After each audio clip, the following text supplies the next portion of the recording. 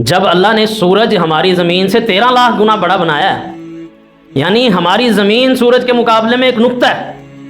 جیسے ایک پین سے کوئی بندہ ڈاٹ لگا دے اور نقطہ نظر آتا ہے، ہمارے سورج پہ جا کر تو زمین نقطہ نظر آئے گی.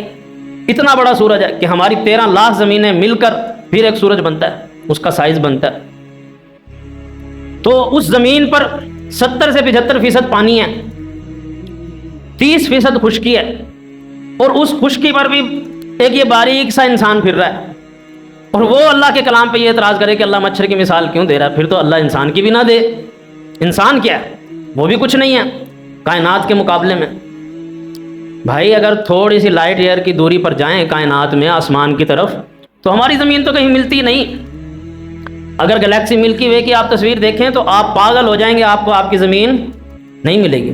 اللہ نے اتنے زیادہ ستارے بنائے ہیں، سائنسدان کہتے ہیں کہ سمندر کے کنارے اتنے ریت کے ذرات نہیں ہیں جتنے اس کائنات میں اللہ نے ستارے بنائے ہوئے ہیں، گلیکسیز ہیں.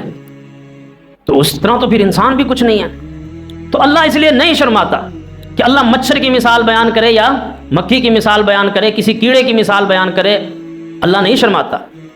تو اللہ فرما رہا ہے جو ایمان رکھنے والے ہیں رب کی ذات پہ، وہ جانتے ہیں کہ یہ جو مثال بیان کی جا رہی ہے، جو بات کی جا رہی ہے، یہ ہمارے رب کی طرف سے حق ہے، یہ ہماری ہدایت کے لیے نازل ہوئی ہے، ہمیں اس سے سبق حاصل کرنا ہے.